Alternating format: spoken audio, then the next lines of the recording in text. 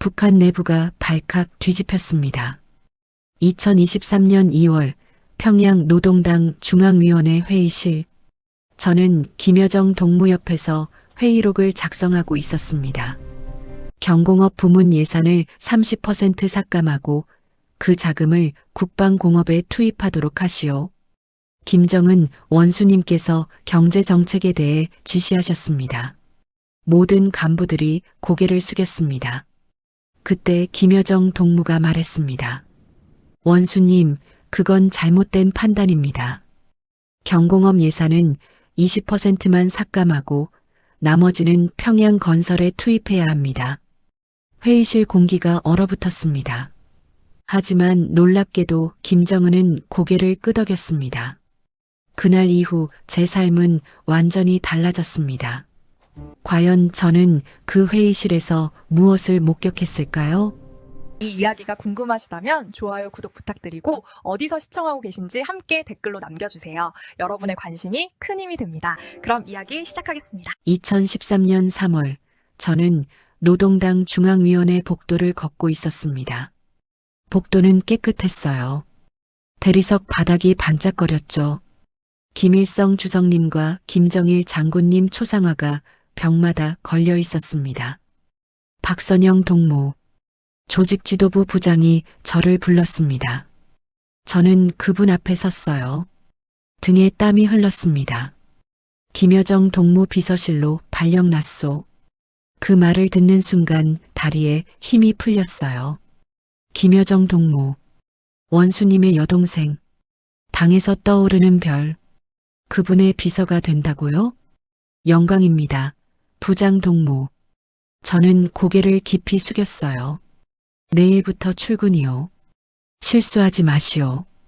그날 밤 집에 돌아왔을 때 남편이 물었습니다. 무슨 일 있소? 발령이 났어요. 어디로? 김여정 동무 비서실이요. 남편 얼굴이 굳었어요. 기쁜 것인지 걱정인지 모를 표정이었죠. 조심하시오. 그분 밑에서 일하는 건. 남편이 말끝을 흐렸습니다. 잘하면 영광이지만 실수하면. 다 알고 있었어요. 김 씨 일가 가까이 있다는 건 축복이면서 동시에 저주였죠. 2013년 4월 2일 첫 출근 날이었습니다. 당 청사 7층 김여정 동무 집무실 앞에 섰어요. 손이 떨렸습니다. 문을 두드렸죠. 들어오시오. 차가운 목소리였어요. 문을 열고 들어갔습니다. 집무실은 넓었어요. 창문으로 평양 시내가 보였습니다. 책상은 깨끗했고 서류는 한 장도 없었어요. 김여정 동무가 책상 뒤에 앉아 있었습니다. 30대 초반으로 보였어요. 검은색 정장을 입고 있었고 머리는 단정하게 묶여 있었죠. 얼굴에 표정이 없었습니다. 박선영이요? 네, 동무. 앉으시오. 저는 책상 앞 의자에 앉았어요. 나는 완벽을 요구하오. 김여정 동무가 말했습니다. 회의록은 한 글자도 빠뜨리면 안 돼요. 오타도 안 돼요. 일정 관리는 분 단위로 하시오. 문건 검토는 3번 하시오. 알겠습니다, 동무. 질문 있소? 없습니다. 좋소. 일 시작하시오. 그날부터 제 일상이 완전히 바뀌었습니다. 매일 아침 6시 30분 집무실에 도착했어요. 김여정 동무가 오기 전에 책상을 정리하고 그날 일정을 확인하고 회의 자료를 준비했죠. 오전 8시 김여정 동무가 출근했습니다. 오늘 일정. 저는 수첩을 펼쳤어요. 오전 9시 선전선동부 회의, 11시 조직지도부 보고, 오후 2시 경제정책 토론, 5시 문건 검토. 회의록 준비했소? 네, 동무. 회의마다 따라갔어요. 뒤에 앉아서 모든 말을 받아 적었습니다. 손이 아플 정도로 빨리 썼죠. 김여정 동무는 회의에서 많이 말하지 않았어요. 주로 듣기만 했습니다. 하지만 가끔 한마디 할 때면 회의실 분위기가 얼어붙었죠. 그 방안은 재고가 필요하오. 그 한마디에 고위 간부들도 말을 멈췄습니다. 일주일이 지났어요. 저는 집무실에서 회의록을 정리하고 있었습니다. 박동무, 김여정 동무가 저를 불렀어요. 네, 동무. 이거 뭐요? 김여정 동무가 회의록을 가리켰습니다. 3페이지 5번째 줄. 글자가 번졌소. 제 심장이 철렁했어요. 정말로 글자 하나가 약간 번져 있었습니다. 죄송합니다, 동무. 다시 작성하겠습니다. 지금 당장. 저는 회의록을 다시 썼어요. 10시까지 걸렸습니다. 집에 돌아가니 밤 11시였죠. 하지만 불평하지 않았어요. 한 달 후 저희 가족은 이사를 했습니다. 봉화거리 47층 아파트였어요. 여보, 이게 진짜요? 남편이 아파트를 둘러보며 말했습니다. 엘리베이터가 작동해요.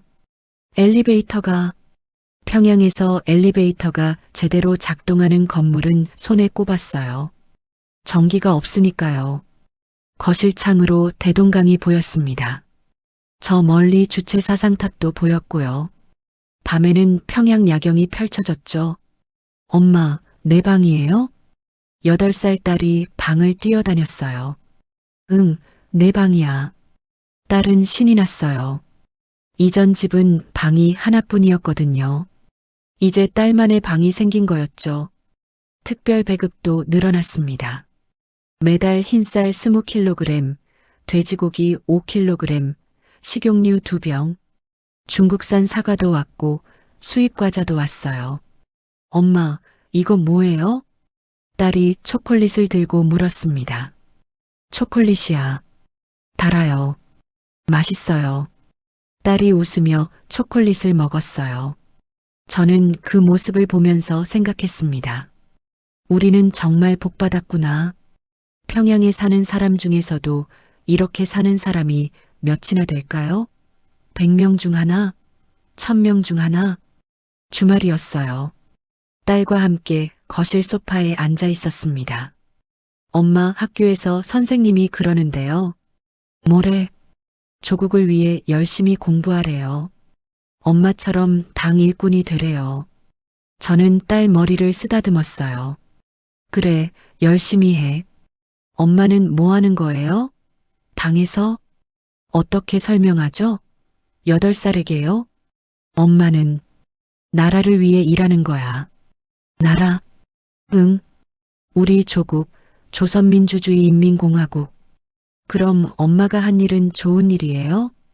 그래, 좋은 일이야. 딸이 환하게 웃었어요. 우리 엄마 멋있어요. 저는 딸을 안아줬습니다. 그때는 정말로 그렇게 믿었어요. 제가 하는 일이 옳다고, 조국을 위한 거라고. 2013년 여름이었습니다. 어느 날 회의가 있었어요. 경제정책회의였죠. 김여정 동무가 참석했고 저는 뒤에서 회의록을 작성했습니다. 회의 중에 한 고위 간부가 발언했어요. 동무, 최근 배급 상황이 어려워지고 있습니다. 주민들 불만이. 불만? 김여정 동무가 말을 끊었습니다. 불만을 가질 자격이 있소? 간부가 입을 다물었어요. 주민들은 당과 원수님의 은덕으로 살고 있소. 불만이 아니라 감사해야 하오. 네, 동무. 죄송합니다. 저는 그 대화를 받아 적었습니다. 손이 조금 떨렸어요. 왜 떨렸을까요? 그때는 몰랐습니다. 그날 밤 집에 돌아왔을 때 창밖을 봤어요. 평양 야경이었습니다. 불빛이 반짝이는 중심부가 보였죠. 하지만 저 멀리 평양 외곽은 어두웠어요. 불빛이 하나도 없었습니다.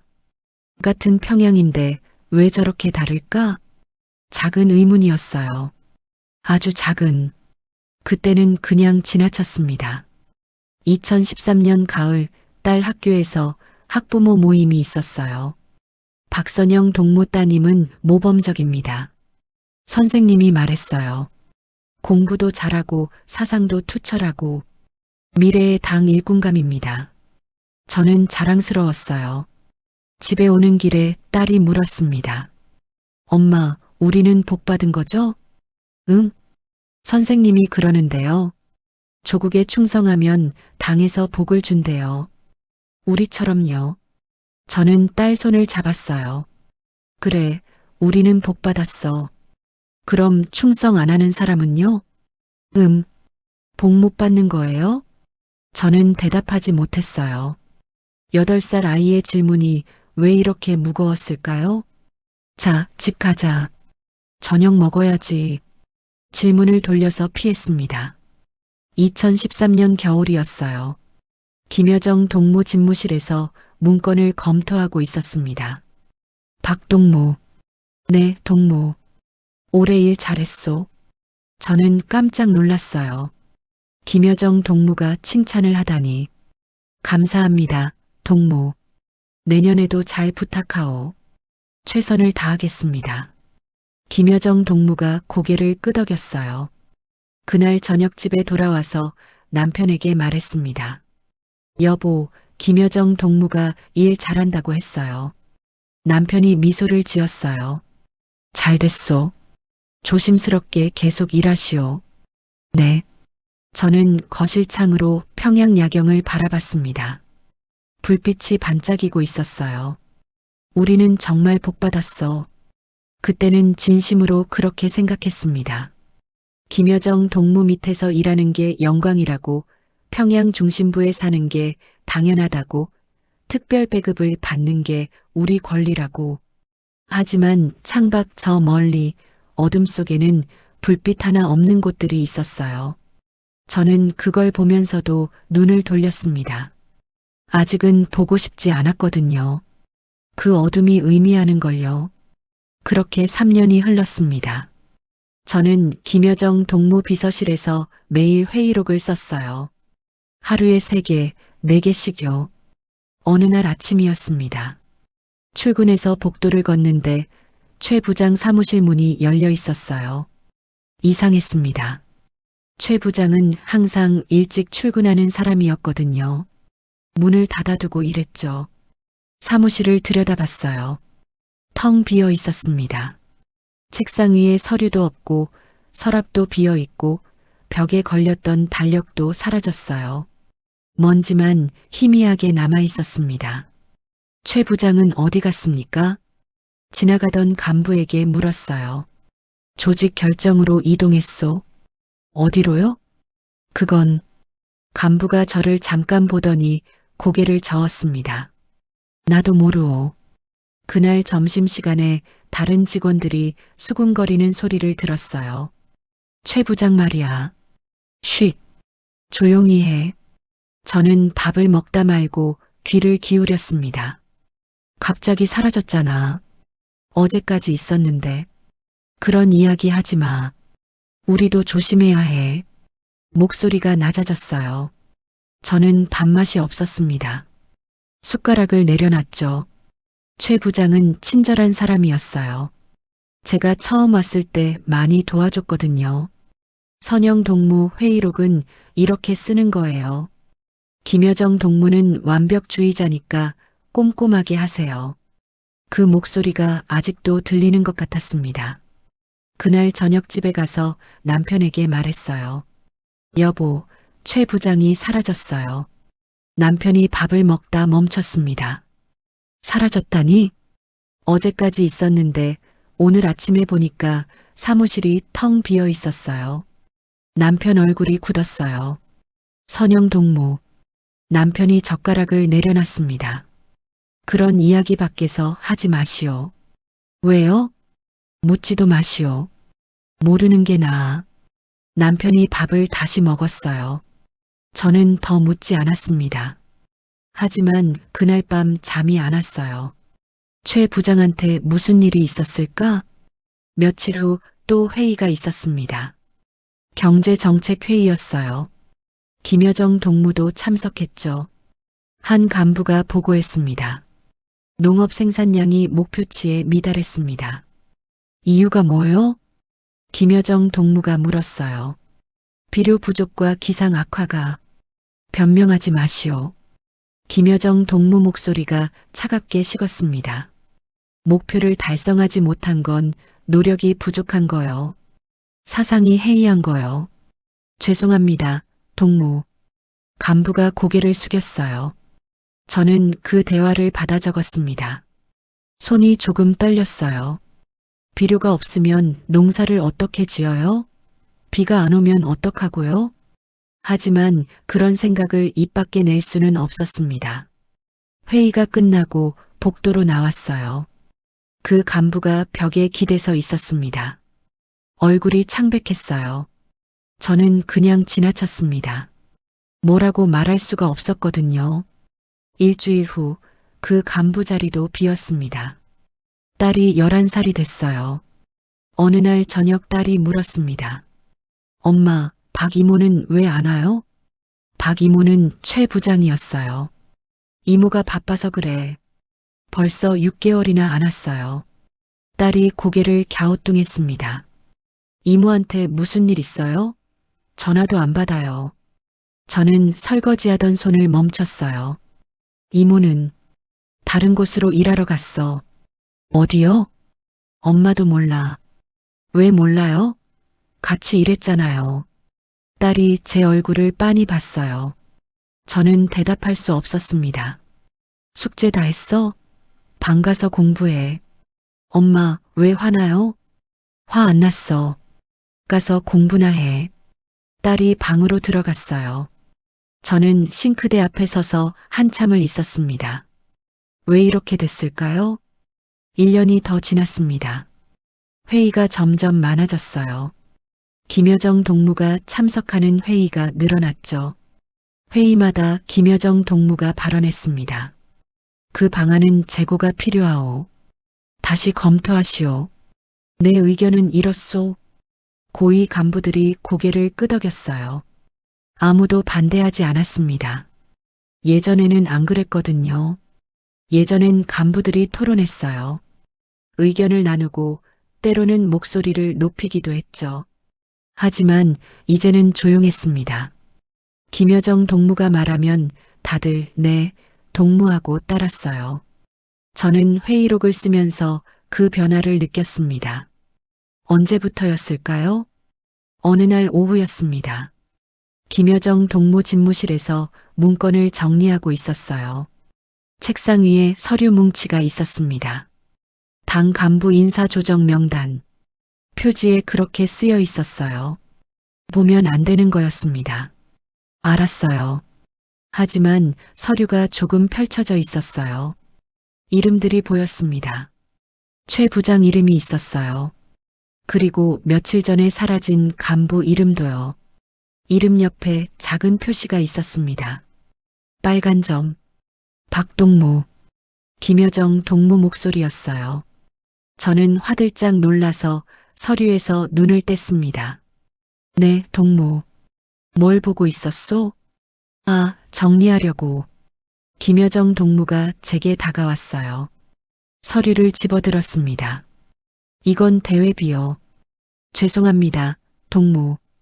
김여정 동무가 저를 한참 바라봤어요. 조심하시오, 박동무. 보면 안 되는 건 보지 마시오. 네, 동무. 퇴근하시오. 네. 저는 가방을 들고 집무실을 나왔습니다. 복도를 걸으면서 다리가 후들거렸어요. 빨간 점. 그게 뭘 의미하는지 몰랐습니다. 하지만 좋은 뜻은 아니었어요. 그날 밤 잠을 못 잤습니다. 최 부장 얼굴이 자꾸 떠올랐어요. 선영 동무 힘내요. 잘할 수 있어요. 웃으며 해주던 말이 들리는 것 같았습니다. 이제 그 목소리를 다시는 못 듣겠죠. 창밖을 봤어요. 평양 야경이 보였습니다. 불빛이 반짝이고 있었어요. 예전에는 아름답다고 생각했는데 이제는 아니었습니다. 딸 방문을 살짝 열었어요. 딸이 자고 있었습니다. 12살이에요. 저는 딸을 보면서 생각했습니다. 이 아이도 커서 당 간부가 되면 이런 걸 보게 되는 건가? 사라지는 사람들을요. 빨간 점을요. 저는 문을 닫았습니다. 아직 그런 생각하기 싫었으니까요. 2020년 2월 국경이 닫혔습니다. 코로나 때문이었어요. 한 달 후 배급이 반으로 줄었습니다. 여보, 이번 달 배급이 10kg밖에 안 나왔소. 남편이 말했어요. 당 간부들도 줄었다는데 일반 주민들은 어떻게 사는 거요? 저는 대답하지 못했습니다. 회의가 있었어요. 배급 상황이 악화되고 있습니다. 한 간부가 보고했습니다. 인민들은 자력갱생하면 돼요. 김여정 동무가 말을 끊었어요. 허리띠를 졸라매고 버티면 돼요. 조국을 위해서요. 저는 그 말을 받아 적었습니다. 손이 떨렸어요. 그날 저녁 딸이 물었습니다. 엄마, 오늘 학교에서 친구가 쓰러졌어요. 왜? 배가 고파서래요. 딸이 저를 올려다봤어요. 우리는 괜찮죠? 엄마가 당에서 일하니까. 저는 냉장고를 열었습니다. 쌀이 조금 있었어요. 반으로 줄어든 배급분이요. 우리도 아껴 먹어야 해. 친구는 이미 아껴 먹는데도 모자란대요. 딸 목소리가 떨렸습니다. 한 달이 더 지났어요. 배급은 5kg으로 줄었습니다. 어느 날 저녁 딸이 창밖을 봤어요. 엄마, 저기 봐요. 평양 외곽이 보였습니다. 어두웠어요. 불빛이 거의 없었죠. 저기 사람들은 어떻게 사는 거예요? 딸이 물었습니다. 우리는 배급이 줄었는데도 힘든데 저 사람들은요? 저는 대답할 수 없었어요. 엄마, 왜 우리만 이 아파트에 살고 저 사람들은 안 그런 거예요? 14살 아이의 질문이었습니다. 하지만 저는 대답할 수 없었어요. 가을에 회의가 있었습니다. 한 간부가 보고했어요. 함경도 지역에서 아사자가 발생했습니다. 회의실이 조용해졌습니다. 몇 명이요? 100명 정도로 추정됩니다. 김여정 동무가 고개를 끄덕였어요. 그 정보는 외부 유출 금지요. 회의록에도 기록하지 마시오. 김여정 동무가 저를 봤습니다. 네, 동무. 하지만 이미 적었어요. 함경도 아사자 100명. 저는 그 글자를 바라봤습니다. 100명이 굶어 죽었다고요. 회의 후 저는 그 부분을 검은 줄로 그었어요. 하지만 제 머릿속에서는 지울 수 없었습니다. 2021년 봄이었어요. 회의록을 정리하다가 한 문건이 눈에 들어왔습니다. 당 중앙위원회 인사조정 내부 보고서. 빨간 극비 도장이 찍혀 있었어요. 서류가 반쯤 나와 있었습니다. 명단이 보였어요. 이름 옆에 빨간 점이 찍혀 있었고 날짜가 적혀 있었습니다. 최명숙 2020년 7월 8일. 최 부장이었어요. 그리고 맨 아래에 작은 글씨. 처리 완료. 문이 열렸습니다. 김여정 동무가 들어왔어요. 박 동무, 그 서류함은 손대지 마시오. 네, 죄송합니다. 그날 밤 잠을 못 잤습니다. 빨간 점. 처리 완료. 2020년 7월 8일. 최 부장이 사라진 날이었습니다. 며칠 후 회의가 있었어요. 여성 간부들의 감정적 판단이 문제요. 김여정 동무가 말했습니다. 중요한 결정에서 여성 동무들은 배제하는 게 나아요. 저는 펜을 들고 있다가 멈췄어요. 여성은 가정을 돌보는 게 우선이요.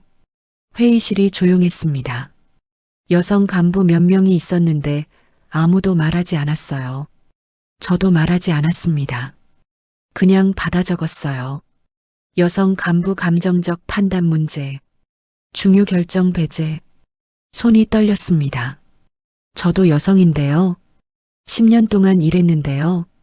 그날 저녁 딸이 종이를 내밀었어요. 엄마, 학교에서 진로 상담 받았어요. 적혀 있었습니다. 추천 전공 경공업, 방직, 유치원 교사. 밑에 작은 글씨가 있었어요. 여학생 전공 제한 지침에 따름. 엄마, 왜 남학생은 다 할 수 있는데 여학생은 이것밖에 안 돼요? 딸이 물었습니다. 나는 과학하고 싶은데 저는 대답할 수 없었어요. 오늘 회의에서 들었거든요. 여성은 감정적이래요. 중요한 일은 못할래요. 선생님한테 다시 물어봐. 물어봤어요. 규정이래요. 딸이 종이를 구겼습니다. 난 과학자 되고 싶은데. 딸이 방으로 들어갔어요. 저는 구겨진 종이를 펼쳤습니다. 16살 딸의 미래가 이렇게 정해지는 거였습니다. 2022년 여름 회의가 있었어요. 핵무기 개발에 예산을 집중해야 합니다. 한 간부가 보고했습니다. 인민 생활은요? 다른 간부가 조심스럽게 물었어요. 인민 생활은 나중 문제요. 김여정 동무가 잘라 말했습니다. 핵이 먼저요. 강한 조국이 먼저요. 저는 받아 적었어요. 핵무기 예산 우선, 인민생활 후순위. 그날 밤 딸이 말했습니다. 엄마, 오늘 학교에서 친구가 또 안 왔대요. 왜? 배가 아파서래요. 근데 병원에 못 간대요. 약이 없대요. 저는 대답하지 않았습니다. 우리 집 서랍에 약이 조금 있었어요. 특별 배급으로 받은 거요. 하지만 딸 친구 집에는 없었습니다. 왜죠? 같은 조선 사람인데요. 며칠 후 딸이 물었어요. 엄마, 나는 커서 엄마처럼 당에서 일할 수 있어요? 저는 설거지하던 손을 멈췄습니다. 왜 그런 걸 물어? 선생님이 당 간부가 되려면 남자면 더 좋대요. 근데 나는 여자잖아요. 저는 딸을 안아줬어요. 너는 할 수 있어. 하지만 제 목소리에 힘이 없었습니다. 거짓말 같았거든요. 그날 밤 저는 침대에 누워 천장을 봤어요. 빨간 점, 처리 완료, 여성 배제, 전공 제한, 아사자 100명, 핵무기 우선, 작은 조각들이 모이고 있었습니다. 뭔가 잘못됐다는 조각들이요. 하지만 아직 보고 싶지 않았습니다. 보면 무너질 것 같았거든요. 10년 동안 쌓아온 모든 게요. 2023년 2월 어느 오전이었습니다. 당 중앙위원회 회의실이었어요. 김정은 원수님이 참석한 회의였습니다. 저는 뒤편에 앉아 회의록을 쓰고 있었어요. 경공업 부문 예산을 30% 삭감하고 그 자금을 국방공업에 투입하도록 하시오. 원수님이 말했습니다. 모든 간부들이 고개를 숙였어요. 펜을 들고 받아 적었죠. 저도 적었습니다. 그때였어요. 원수님, 김여정 동무가 입을 열었습니다. 회의실이 조용해졌어요. 그 방침은 재고가 필요합니다. 김여정 동무가 말했습니다.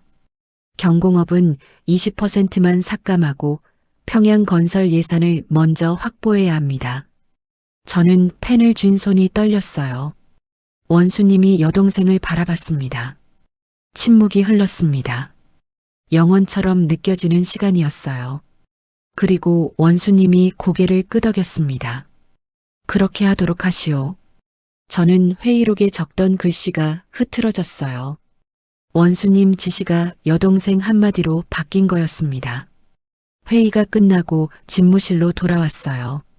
손이 계속 떨렸습니다. 10년이에요. 10년 동안 김여정 동무 밑에서 일했어요. 권한이 커지는 걸 봤습니다. 회의에서 발언이 늘어나는 것도 봤고요. 하지만 오늘은 달랐어요. 원수님 지시를 바꿨습니다. 직접적으로요. 그날 밤 집에 돌아왔을 때 딸이 거실에 있었어요. 18살이었습니다. 김일성 종합대학에 입학한 지 석 달째였죠. 엄마, 오늘 학교에서 이상한 일 있었어요. 뭔데? 청년동맹 간부가 왔어요. 나한테 당 입당 준비하래요. 딸이 저를 봤습니다. 엄마가 김여정 동무 비서니까 나도 모범이 돼야 한대요. 저는 가방을 내려놨어요. 그래서 뭐래? 1년 안에 입당 추천을 받으래요. 거절하면 안 된대요. 딸 목소리가 작아졌습니다. 나 입당하고 싶지 않은데. 저는 딸을 봤어요. 18살. 대학생. 이 아이도 당원이 되면 회의록 쓰고 회의 참석하고 사라지는 사람들 보고 빨간 점을 보면서도 아무 말 못하고 저처럼요. 엄마 어떻게 해요? 딸이 물었습니다. 저는 대답하지 못했어요. 그날 밤 잠이 안 왔습니다. 창가에 섰어요. 평양이 보였습니다. 27년을 여기서 살았어요. 태어나서 자라서 결혼하고 딸 낳고 당 간부가 됐고 김여정 동무비서가 됐죠. 영광이라고 믿었어요. 조국을 위한 거라고 생각했어요. 하지만 지금은 알았습니다. 이게 아니라는 거요. 그날 밤 처음으로 생각했어요. 떠나야겠다고. 딸을 데리고요. 미친 생각이었어요. 당 간부가 탈북한다고요? 김여정 동무비서가요? 잡히면 끝이에요. 삼족이 멸해요. 하지만 이대로는 못 살겠어요. 딸을 이 체제에서 살게 할 수 없어요. 저는 주먹을 쥐었습니다. 어떻게 하죠? 어떻게 나가죠? 모르겠어요. 하지만 한 가지는 확실했습니다. 결심했다는 거요. 딸만은 살려야 한다는 거요. 다음 날부터 저는 조용히 준비했습니다. 아무에게도 말하지 않았어요. 남편한테도요. 남편은 반대할 게 뻔했거든요. 집에 있던 물건들을 조금씩 팔기 시작했습니다. 수입 화장품, 중국제 전자시계, 일본산 라디오. 장마당에 내다 팔았어요. 한 달에 2~3개씩요. 너무 많이 팔면 의심받으니까요. 모은 돈은 달러로 바꿨습니다. 2,800불이 됐어요. 집 화장실 천장에 숨겼습니다. 4월에 출장 신청서를 썼어요. 신의주 당 조직 실태조사. 김여정 동무한테 제출했습니다. 신의주요? 네, 동무. 지방 조직 점검이 필요할 것 같습니다. 얼마나 갈 거요? 3일 정도요. 김여정 동무가 도장을 찍었어요. 저는 서류를 받아들었습니다. 손이 떨렸지만 표정은 평온하게 유지했어요. 5월 어느 날 저녁 딸을 방으로 불렀습니다. 문을 닫았어요. 엄마가 미쳤다고 생각할 수도 있어. 왜요? 우리 여기서 나가자. 어디요? 북한을. 딸이 눈을 크게 떴어요. 조용히 해. 저는 딸 손을 잡았습니다. 나도 알아. 미친 소리야. 하지만 너를 여기서 살게 할 수 없어. 딸이 울기 시작했어요. 무서워요. 나도 무서워. 근데 여기 있는 게 더 무서워. 엄마 따라올 거지? 딸이 고개를 끄덕였습니다. 아빠는요? 저는 대답하지 못했어요. 남편한테는 말할 수 없었습니다. 7월이었어요. 저는 매일 평소처럼 출근했습니다. 아무도 눈치채지 못했어요. 퇴근 후에는 신의주 지리를 외웠습니다. 압록 강변 지도를 머릿속에 그렸어요. 8월 초에 남편에게 편지를 썼습니다. 여보, 미안해요. 서연이를 살려야 해요. 부모님께 죄송하다고 전해주세요. 편지를 서랍에 넣었어요. 떠나는 날 아침에 남편이 볼 수 있게요. 가족 사진을 챙겼습니다. 작은 사진 한 장. 셋이 함께 찍은 거요. 군복 안주머니에 넣었어요. 8월 14일 밤이었습니다. 내일 아침 출발이야. 네. 딸이 떨고 있었어요. 후회 안 할 거지? 네, 엄마. 잡히면 우리 죽어. 알아요. 그래도 엄마 따라갈래요. 저는 딸을 꼭 안아줬습니다. 그날 밤 한숨도 못 잤어요. 내일이면 평양을 떠나요. 27년 살았던 이곳을요. 남편도 두고 가요. 부모님도요. 모든 걸 버리고 가는 거예요. 새벽이 밝아왔습니다. 저는 일어나서 옷을 입었어요. 딸도 일어났습니다. 남편은 아직 자고 있었어요. 저는 남편을 한참 바라봤습니다. 같이 가자고 할까요? 하지만 안 될 거예요. 저는 편지를 식탁 위에 놓았습니다. 딸과 함께 현관문을 열었어요. 2023년 8월 15일 새벽 5시였습니다. 평양역에 도착했어요. 딸이 제 손을 꽉 잡았습니다. 손이 축축했어요. 엄마, 손 떨려요. 나도. 저는 딸 손을 꼭 쥐었어요. 신의주행 열차는 6시 출발이었습니다. 개찰구로 갔어요. 증명서 보이시오. 영무원이 손을 내밀었습니다. 저는 출장 증명서를 꺼냈어요. 당 중앙위원회 박선영, 신의주 당 조직 실태조사, 김여정 동무도장이 찍혀 있었습니다. 동반자는요? 딸입니다. 가족 동반 허가받았습니다. 확인하겠소. 영무원이 전화기를 들었어요. 저는 숨이 멎는 것 같았습니다. 딸이 제 옷자락을 잡았어요. 네, 확인됐습니다. 통과하시오. 저는 증명서를 받아들었습니다. 첫 관문 통과였어요. 열차에 올랐습니다. 좌석은 3등석이었어요. 나무 의자에 사람들이 빼곡했죠. 창가 자리에 앉았습니다. 6시 정각 열차가 출발했어요. 평양역이 점점 멀어졌습니다. 봉화거리 아파트가 보였어요. 저 47층 어딘가에 남편이 있었습니다. 편지를 봤을까요? 저는 창밖을 봤습니다. 다시는 안 볼 풍경이에요. 열차가 평양을 벗어났습니다. 들판이 보였어요. 황량했습니다. 8시쯤 됐을 때 딸이 속삭였어요. 엄마, 화장실 가고 싶어요. 참아. 못 참겠어요. 저는 딸을 데리고 화장실로 갔습니다. 좁고 더러웠어요. 딸이 울고 있었습니다. 엄마, 무서워요. 우리 진짜 괜찮을까요? 저는 딸을 안았어요. 괜찮을 거야. 하지만 확신은 없었습니다. 11시였습니다. 열차가 정차역에 섰어요. 전원 내리시오. 검문입니다. 보이부였어요. 승객들이 줄지어 내렸습니다. 저희도 내렸어요. 증명서와 신분증 준비하시오. 보이부 요원들이 한 명씩 확인했습니다. 제 차례가 왔어요. 신분증. 저는 당원증을 내밀었습니다. 요원이 당원증을 봤어요. 그리고 얼굴을 쳐다봤습니다.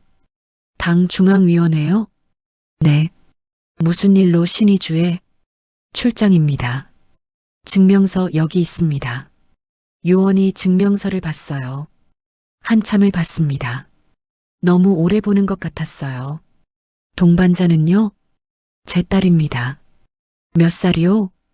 18입니다. 요원이 딸을 봤어요. 딸이 떨고 있었습니다. 가족 동반 허가받았소? 네, 증명서에 적혀 있습니다. 요원이 다시 증명서를 봤어요. 탑승하시오. 열차에 다시 올랐을 때 딸이 축 늘어져 있었어요.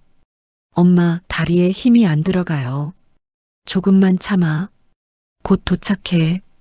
오후 2시였습니다. 신의주역입니다. 안내방송이 나왔어요. 저는 창밖을 봤습니다. 신의주였어요. 평양에서 400km. 이제 압록강만 건너면 중국이에요. 열차가 멈췄습니다. 저는 딸 손을 잡고 내렸어요.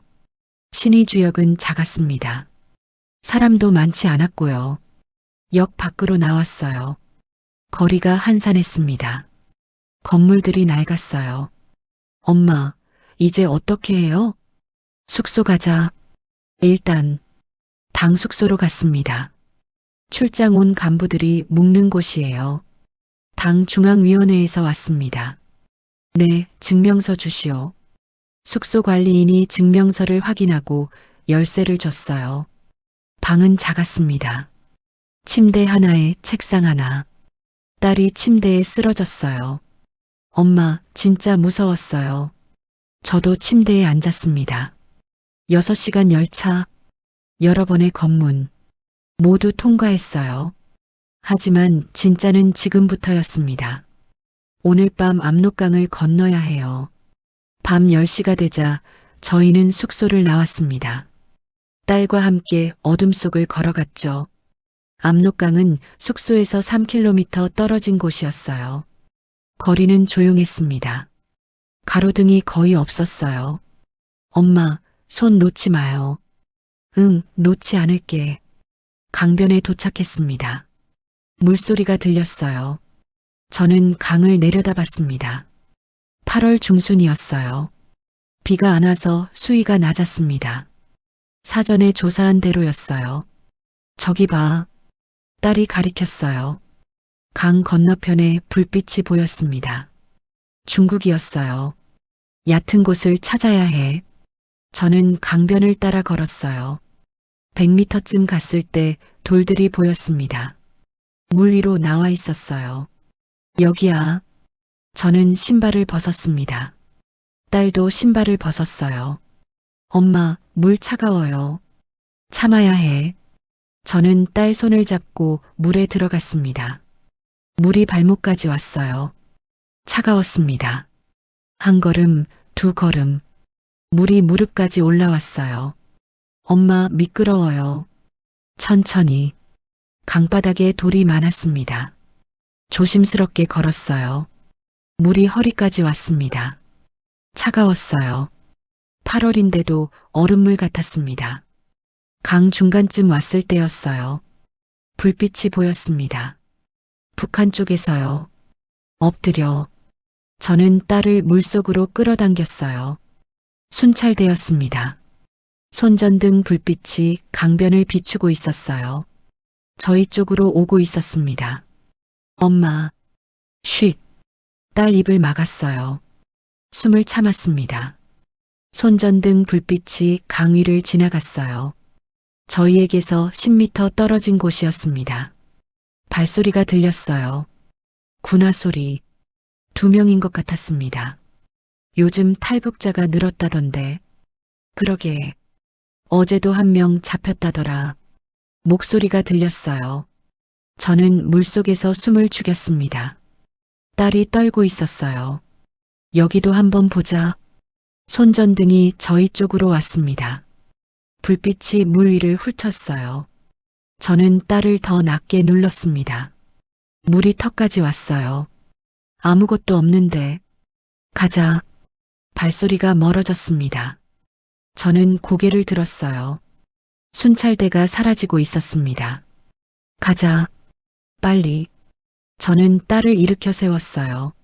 물속을 빠르게 걸었습니다. 물이 다시 허리, 무릎, 발목으로 낮아졌어요. 강 건너편 땅이 가까워졌습니다.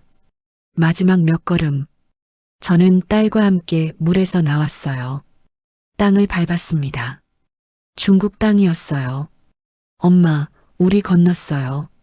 딸이 울먹였어요. 저는 뒤를 돌아봤습니다. 압록강이 어둠 속에서 흐르고 있었어요. 저 건너편이 북한이에요. 27년을 살았던 곳. 딸을 낳고 당 간부로 일했던 곳. 남편과 부모님이 있는 곳. 안녕. 저는 작게 말했습니다. 딸 손을 잡았어요. 가자. 어둠 속으로 걸었습니다. 중국 쪽으로요. 북한에서 탈북자를 찾는 불빛이 보였어요. 하지만 저희는 이미 건너왔습니다. 손이 얼음장처럼 차가웠어요. 온몸이 젖었고 떨렸습니다. 하지만 살았어요. 압록강을 건넜어요. 첫 번째 관문을 통과한 거예요. 새벽 2시 중국 단둥의 한 골목. 저는 딸과 함께 어둠 속을 걸었습니다. 옷이 젖어서 무거웠어요. 물이 뚝뚝 떨어졌죠. 엄마, 춥고 배고파요. 조금만 참아. 어디로 가야 할까요? 모르겠어요. 계획은 강만 건너는 것까지였습니다. 그 다음은 생각 못했어요. 1시간을 걸었습니다. 주택가가 나왔어요. 작은 집들이 줄지어 있었습니다. 한 집 앞에 빨래가 널려 있었어요. 여기서 잠깐만 쉬자. 담벼락에 앉았습니다. 딸이 제 어깨에 기댔어요. 엄마, 이제 어떻게 해요? 저는 대답할 수 없었습니다. 어떻게 하죠? 돈은 2,800불 있어요. 하지만 중국말을 못해요. 한국에 어떻게 가죠? 대문이 열렸습니다. 할머니 한 분이 나왔어요. 조선족인 것 같았습니다. 누구요? 저는 벌떡 일어났어요. 저희는 할머니가 저희를 위아래로 봤어요. 젖은 옷, 맨발, 떨고 있는 모습. 북에서 왔구먼. 할머니가 작게 말했어요. 저는 대답하지 못했습니다. 들어와요. 빨리. 할머니가 대문을 열었어요. 새벽에 여기 서 있으면 공안한테 잡혀요. 저는 딸 손을 잡고 들어갔습니다. 집은 작았어요. 방 2개에 부엌 하나. 옷 갈아입어요. 할머니가 옷을 꺼내줬어요. 낡았지만 마른 옷이었습니다. 저희는 옷을 갈아입었어요. 앉아요. 할머니가 음식을 내왔습니다. 김치찌개였어요. 먹어요. 저는 숟가락을 들었습니다. 손이 떨렸어요.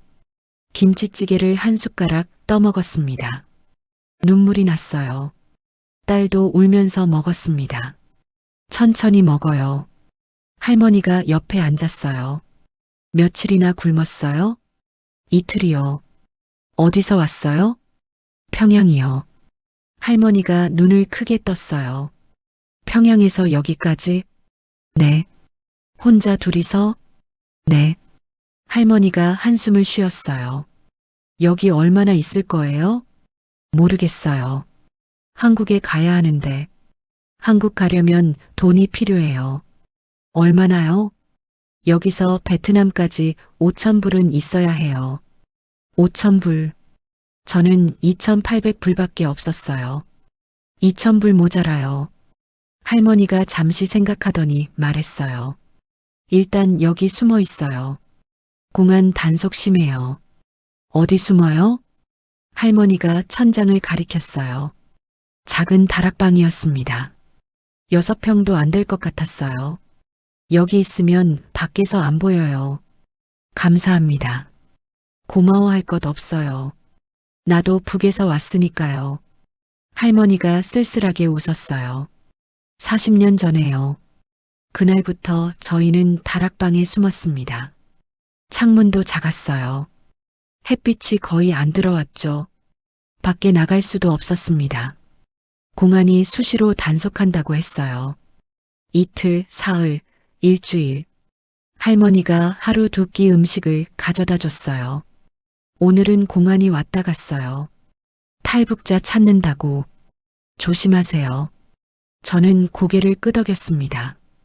그렇게 한 달이 지났습니다. 다락방 생활이 힘들었어요. 좁고 어둡고 답답했습니다. 엄마, 언제까지 여기 있어야 해요? 딸이 물었어요. 한국에 갈 방법 찾을 때까지. 언제요? 모르겠어. 저도 몰랐습니다. 그런데 이틀 후 할머니가 새로운 소식을 전해왔습니다. 선영 씨, 사람 하나 소개해 줄게요. 누구요? 한국 선교사예요. 탈북자들 도와주는 사람이에요. 저는 가슴이 뛰었습니다. 정말요? 내일 밤에 와요. 만나봐요. 다음 날 밤 남자 한 명이 집으로 들어왔습니다. 50대쯤 되어 보였죠. 안녕하세요. 저는 김 목사라고 합니다. 한국 사투리였어요. 평양에서 오셨다고요? 네. 어떻게 오셨어요? 저는 이야기했습니다. 김여정 동무 비서였던 것, 딸과 함께 나온 것, 압록강을 건넌 것. 김 목사가 고개를 끄덕였어요. 도와드릴게요. 돈이 모자라요. 괜찮습니다. 제가 부족한 만큼 지원하겠습니다. 저는 눈물이 났어요. 감사합니다. 천천히 갚으시면 돼요. 일단 한국 가세요. 김 목사가 웃었어요. 일주일 후에 출발합니다. 준비하세요. 희망이 보였습니다. 한국으로 갈 수 있어요. 2023년 10월 초 김 목사가 다시 왔습니다. 내일 새벽에 출발합니다. 어디로요? 먼저 곤명까지 가요. 거기서 버스로 베트남 국경까지요. 김 목사가 가방을 내밀었어요. 여권이에요. 위조예요. 가방을 열었습니다. 여권 2권이 있었어요. 제 사진이 붙어 있었습니다. 딸 사진도요. 하지만 이름이 달랐어요. 왕메이링, 왕샤오메이. 중국 이름이었습니다. 이제 당신은 중국인이에요. 조선족이고요. 중국말 못하는데요. 그래서 이거 외워야 해요. 김 목사가 종이를 줬어요. 중국어 문장이 몇 개 적혀 있었습니다. 검문 받으면 이것만 말하세요. 종이에는 이렇게 적혀 있었습니다. 저는 조선족입니다. 친척 보러 갑니다. 발음은요? 워스차우시엔주. 취한 침치. 김 목사가 천천히 말해줬어요. 저는 밤새 외웠습니다. 다음 날 새벽 4시였어요. 할머니가 작별 인사를 했습니다. 잘 가요. 한국 가서 잘 살아요. 할머니, 정말 감사했어요. 저는 할머니를 껴안았어요. 북에 있는 사람들한테도 잘 전해줘요. 여기 자유가 있다고. 네. 저와 딸 그리고 다른 탈북자 3명이 차량에 탑승했습니다. 김 목사가 운전했어요. 조용히 가세요. 검문소 2군데 통과해야 해요. 차가 출발했습니다. 아침 7시 첫 번째 검문소가 나왔습니다. 증명서. 중국 경찰이 창문을 두드렸어요. 김 목사가 서류를 줬습니다. 뒤에 사람들은요? 친척들이요. 여행 가는 거예요. 경찰이 뒤를 봤어요. 저는 고개를 숙였습니다. 심장이 터질 것 같았어요. 가세요. 경찰이 손을 흔들었어요. 차가 출발했습니다. 딸이 제 손을 꽉 잡았어요. 엄마, 손에 땀이 나요. 나도. 오후 2시에 2번째 검문소에 도착했습니다. 차 세우시오. 경찰이 차를 멈춰 세웠어요. 모두 내리시오. 저희는 차에서 내렸습니다.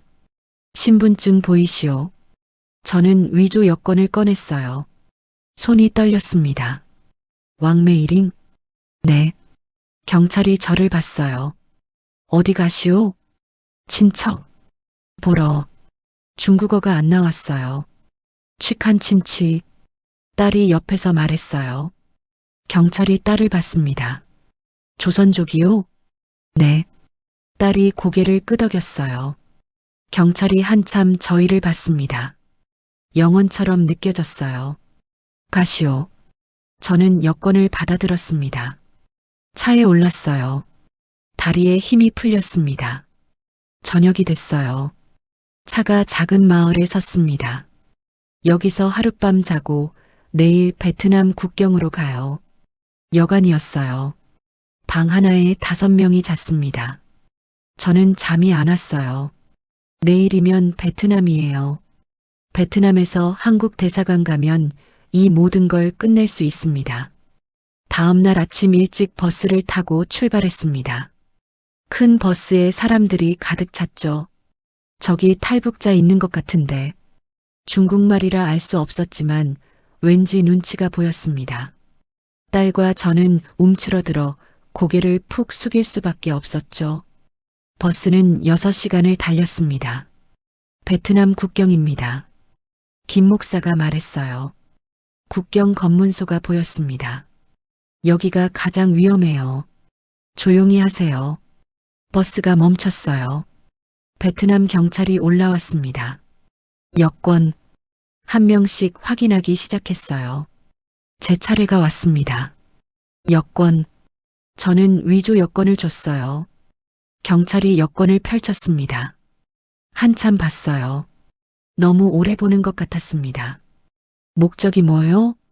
친척. 보러. 취한 침치. 저는 외운 대로 말했어요. 경찰이 저를 봤습니다.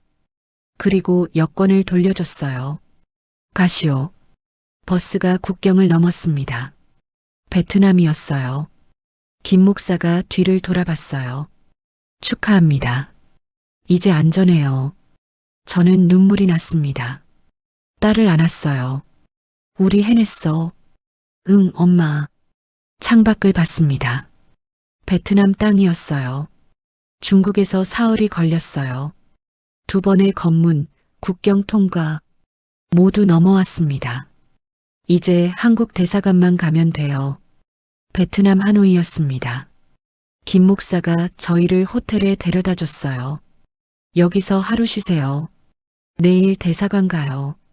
목사님, 정말 감사합니다. 천천히 갚으시면 돼요. 한국 가서 정착하는 게 먼저예요. 김 목사가 악수를 청했어요. 행운을 빌어요. 다음 날 아침이 되자마자 저희는 택시를 잡았습니다. 한국 대사관이요. 운전사가 고개를 끄덕이고 출발했습니다. 30분쯤 갔을 때 큰 건물이 보였어요. 저기에요. 태극기가 펄럭이고 있었습니다. 저는 그 깃발을 보면서 눈물이 났어요. 태극기, 처음 보는 건 아니었어요. 평양에서 TV로 봤었죠. 하지만 직접 보니 달랐습니다. 엄마, 저게 태극기예요? 응. 딸도 눈물을 흘렸어요. 대사관 정문으로 갔습니다. 경비원이 있었어요. 무슨 일이세요? 저희는 북한에서 왔어요. 경비원이 눈을 크게 떴어요. 잠시만요. 경비원이 전화기를 들었습니다. 5분 후 30대 남자 한 명이 나왔습니다. 안녕하세요. 저는 영사부 김 과장입니다. 안녕하세요. 안으로 들어오세요. 대사관 안으로 들어갔습니다. 깨끗했어요. 에어컨이 나왔고 바닥이 반짝거렸죠. 사무실로 갔어요. 앉으세요. 김 과장이 의자를 권했습니다. 언제 북한에서 나오셨어요? 8월 15일이요. 어떻게 오셨어요? 저는 이야기했습니다. 평양에서 신의주까지 압록강 도강, 중국 단둥, 베트남 국경. 김 과장이 고개를 끄덕이며 받아 적었어요. 신분을 확인해야 해요. 북한에서 뭐 하셨어요? 당 중앙위원회에서 일했어요. 구체적으로요? 김여정 동무 비서실이요. 김 과장이 펜을 떨어뜨렸어요. 네. 김여정 비서실이요? 네. 10년 동안 일했어요. 김 과장이 입을 다물지 못했습니다. 잠시만요. 김 과장이 방을 나갔어요. 10분 후 돌아왔습니다. 다른 사람과 함께요. 안녕하세요. 저는 대사관 공사입니다. 김여정 비서로 일하셨다고요? 네. 증명할 수 있나요? 저는 가방을 열었습니다. 당원증을 꺼냈어요. 박선영, 당 중앙위원회 비서실장 대리. 공사가 당원증을 봤어요. 이건 진짜네요. 네. 왜 나오셨어요? 저는 딸을 봤습니다. 딸 때문이에요. 이 아이를 그 체제에서 살게 할 수 없었어요. 공사가 고개를 끄덕였어요. 보호해드리겠습니다. 일주일 안에 한국행 비행기 태워드릴게요. 감사합니다. 저는 고개를 숙였어요. 드디어 한국에 갈 수 있는 순간이었으니까요. 일주일 후 대사관 직원이 티켓을 줬습니다. 인천행 비행기였죠. 한국 가시면 하나원에서 교육받으세요. 3개월이에요. 네. 힘들겠지만 잘하실 거예요. 감사합니다. 비행기에 올랐습니다. 좌석에 앉았어요. 딸이 창밖을 봤습니다. 엄마, 진짜 한국 가는 거예요? 응. 비행기가 이륙했어요. 땅이 멀어졌습니다. 베트남이 작아졌어요. 저는 눈을 감았습니다. 평양역에서 출발한 게 석 달 전이었어요. 압록강을 건너고 중국에서 숨고 베트남까지 왔어요. 이제 한국이에요. 자유가 있는 곳이요. 4시간이 지났습니다. 곧 인천공항에 도착합니다. 안내방송이 나왔어요. 창밖을 봤습니다. 불빛이 보였어요. 많은 불빛이요. 평양보다 훨씬 많았습니다. 저게 서울이에요? 딸이 물었어요. 응, 저게 대한민국이야. 비행기가 내려앉고 공항에 들어서자 문이 열렸어요. 저는 딸 손을 잡고 내렸습니다. 입국장으로 걸어갔죠. 대한민국에 오신 것을 환영합니다. 공항 직원이 웃으며 말했어요. 저는 그 자리에 멈춰 섰습니다. 무릎이 꺾였어요. 바닥에 손을 짚었습니다. 차가운 바닥이었어요. 하지만 자유로운 땅이었습니다. 엄마, 일어나요. 딸이 저를 일으켜 세웠어요. 저는 딸을 안았습니다. 우리 해냈어. 우리 살았어. 응, 엄마. 공항을 빠져나왔어요. 밖으로 나왔습니다. 차가운 12월 바람이 불었어요. 하지만 자유로운 바람이었습니다. 저는 하늘을 올려다봤어요. 별이 보였습니다. 같은 별이에요. 평양에서 보던 별이요. 하지만 이제는 자유롭게 볼 수 있어요. 아무 두려움 없이요. 하나원에 도착해 저희는 숙소를 배정받았습니다. 방은 작았습니다. 침대 2개, 책상 하나. 하지만 깨끗했어요. 첫 주는 적응 교육이었습니다. 대한민국은 민주주의 국가입니다. 선생님이 말했어요. 여러분은 자유롭게 생각하고 말하고 선택할 수 있어요. 자유. 그 단어가 아직도 낯설었습니다. 둘째 주는 한국 사회 교육이었는데 처음 보는 게 너무 많았습니다. 은행 사용법, 교통카드, 핸드폰. 선생님, 편의점이 진짜 24시간 열어요? 한 탈북민이 물었어요. 네, 언제든 갈 수 있어요. 저는 믿기지 않았어요. 밤에도 물건을 살 수 있다고요? 외출이 허가되자마자 저희는 근처 마트에 갔습니다. 문을 열고 들어가니 물건이 가득했어요. 과자, 라면, 고기, 야채. 선반마다 넘쳐났습니다. 엄마, 이거 다 살 수 있어요? 딸이 물었어요. 돈만 있으면. 저는 카트를 밀었습니다. 사과를 담았어요. 바나나도 담았죠. 평양에서는 특별 배급으로 가끔 받던 거였어요. 여기는 그냥 있었습니다. 계산을 마치고 들은 가방은 무거웠어요. 하지만 행복했습니다. 2024년 3월 하나원 교육이 끝났습니다. 이제 사회로 나가세요. 담당자가 악수를 청했어요. 힘들면 언제든 연락하세요. 감사합니다. 저희는 경기도 작은 도시로 이사했어요. 원룸이었죠. 방 하나, 부엌 하나. 작았지만 저희 집이었어요. 딸은 대학에 입학했습니다. 엄마 합격했어요. 딸이 합격증을 들고 뛰어왔어요. 무슨 과? 화학과요. 저는 딸을 안았습니다. 북한에서는 할 수 없던 전공이었어요. 여학생은 제한됐었거든요. 하지만 여기는 달랐습니다. 저는 일을 찾기 시작했어요. 탈북민 상담사 자리가 있었습니다. 북한 경험이 있으시니 잘하실 거예요. 면접관이 말해줬죠. 일주일에 사흘 출근하며 다른 탈북민들을 만났습니다. 저는 함경도에서 왔어요. 저는 양강도요. 모두 힘들게 왔다고 했어요. 저는 그들의 이야기를 들었습니다. 때로는 울었고 때로는 웃었어요. 선생님도 북에서 오셨어요? 네. 힘들었죠? 네, 힘들었어요. 여기는 어때요? 저는 창밖을 봤습니다. 햇빛이 들어오고 있었어요. 자유로워요.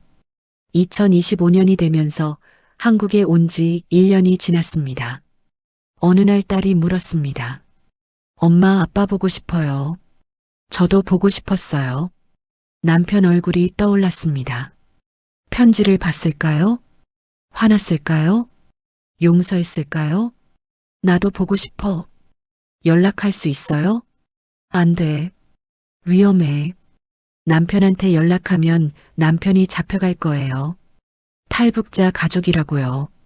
그럼 평생 못 봐요? 통일되면 볼 수 있어.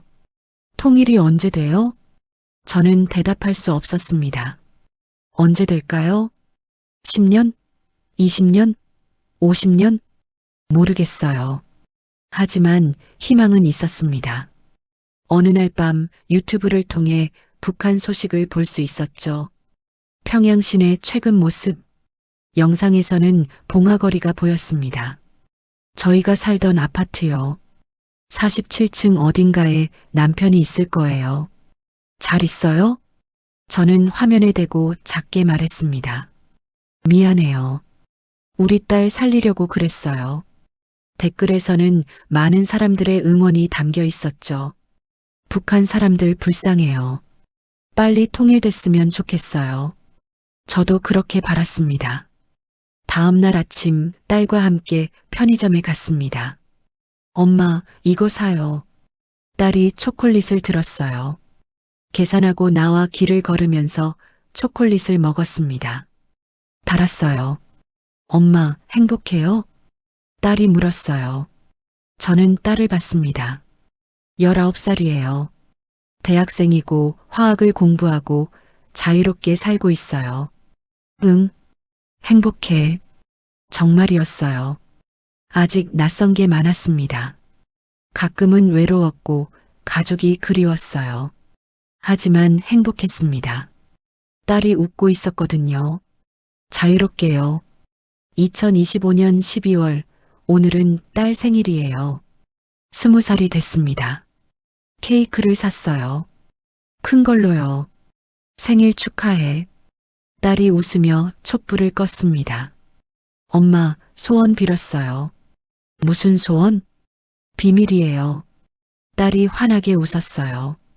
2년 전만 해도 평양에 있었어요. 입당 압력에 시달리고 전공도 제한되고, 하지만 지금은 달라요. 대학에서 화학을 공부하고 친구들과 웃고 꿈을 꾸고 있어요. 파티가 끝나고 딸이 말했습니다. 엄마, 오늘 정말 행복했어요. 나도. 엄마 덕분이에요. 딸이 저를 안았어요. 엄마가 용기 내줘서 고마워요. 저는 딸을 꼭 안았습니다. 다음 날 상담실에는 새로운 탈북민이 왔습니다. 20대 여자였죠. 언제 오셨어요? 한 달 전이요. 어디서 오셨어요? 청진이요. 적응 힘들죠?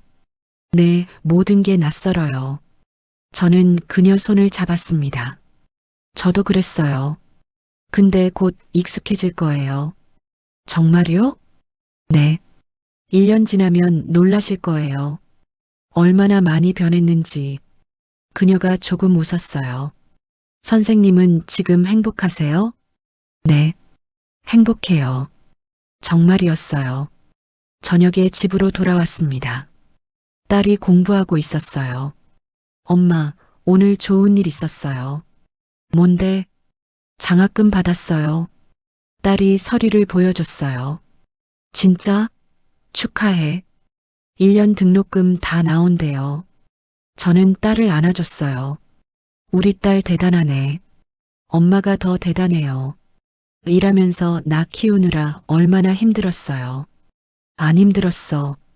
너 보면서 행복했어. 딸이 웃었어요. 주말에는 딸과 함께 서울에 갔어요. 처음으로 남산타워에 올라가 봤죠. 와, 엄마 여기 봐요. 서울 전체가 보였어요. 빌딩들이 반짝이고 차들이 다니고 사람들이 걸어 다녔어요. 저기 어딘가에 우리가 살고 있다는 게 신기해요. 그러게. 엄마, 행복하죠? 응. 너무 행복해. 나도요. 딸이 제 팔을 안았어요. 엄마, 여기 와서 정말 잘했어요. 저는 서울을 바라봤습니다. 2년 전 압록강을 건널 때는 무서웠어요. 잡힐까봐, 죽을까봐. 하지만 지금은 이렇게 서울 한복판에 서 있어요. 자유롭게요. 그날 밤 집으로 돌아왔을 때 한 문자가 왔어요. 김 목사님이었습니다. 선영 씨, 잘 지내시죠? 서연이 장학금 받았다는 소식 들었어요. 축하합니다. 저는 답장을 보냈어요. 목사님 덕분입니다. 정말 감사해요. 천천히 갚으세요. 서연이 대학 졸업할 때까지 기다릴게요. 저는 웃었어요. 좋은 사람들이 많았어요. 할머니, 김 목사님, 상담실 동료들 모두 도와줬어요. 덕분에 여기까지 왔습니다. 다음 날 아침에는 딸이 학교 가는데 말했습니다. 엄마, 나 동아리 하나 더 들어갈까 봐요. 무슨 동아리? 통일 동아리요. 남북관계 공부하는 거예요. 저는 깜짝 놀랐어요. 왜? 북한에서 왔으니까요. 내가 경험한 거 다른 친구들한테 알려주고 싶어요. 그 순간 제 딸이 얼마나 기특하던지요. 좋은 생각이야. 엄마도 가끔 와서 이야기해 줄 수 있어요? 그럼 당연하지. 딸이 학교에 간 후 저는 혼자 커피를 마셨습니다. 통일 동아리라 딸이 자기 경험을 나누고 싶어 하다니 자랑스러웠어요. 이 순간을 나누고 싶어 휴대폰을 들어 탈북민 커뮤니티에 들어갔습니다. 그곳에는 다양한 글이 있었죠. 오늘 첫 월급 받았어요. 너무 기뻐요. 아이가 초등학교 입학했어요. 행복합니다. 드디어 운전면허 땄어요. 모두 새로운 삶을 살고 있었어요. 저도 글을 썼습니다. 딸이 장학금 받았어요. 2년 전 압록강 건널 때는 상상도 못했어요. 지금 너무 행복합니다. 댓글이 달렸어요. 축하합니다. 저도 힘내야겠어요. 행복하세요. 저는 웃었어요. 딸이 돌아오고 저는 딸과 함께 저녁을 먹었어요. 엄마, 내년에 뭐 하고 싶어요? 여행 가고 싶어. 어디? 제주도. 좋아요. 같이 가요. 응. 엄마, 꿈 있어요? 저는 잠시 생각했어요. 카페 하나 차리고 싶어. 카페요? 응. 탈북민들이 편하게 올 수 있는 카페. 좋은데요. 우리 딸은? 나는 화학자 되고 싶어요. 그리고 나중에 통일되면 북한에 가서 가르치고 싶어요. 저는 딸을 봤습니다. 멋진 꿈이었어요. 잘 될 거야. 응. 엄마처럼 용기 낼게요. 밤이 됐어요.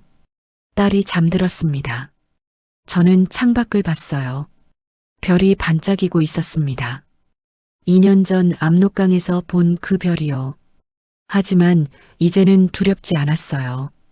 자유로웠거든요. 남편 생각이 났습니다. 보고 싶었어요. 하지만 슬프지는 않았어요. 언젠가 만날 거라고 믿었거든요. 통일이 되면요. 그날까지 저는 여기서 잘 살 거예요. 딸과 함께요. 행복하게요. 그리고 언젠가 만나면 말할 거예요. 여보, 우리 잘 살아남았어요. 딸도 잘 컸고요. 당신도 자랑스러워 할 거예요. 저는 미소 지었습니다. 내일 또 새로운 하루가 올 거예요. 자유롭고 행복한 하루가요. 그걸로 충분했습니다. 아니, 충분한 게 아니라 감사한 거였어요. 이렇게 살 수 있다는 게요.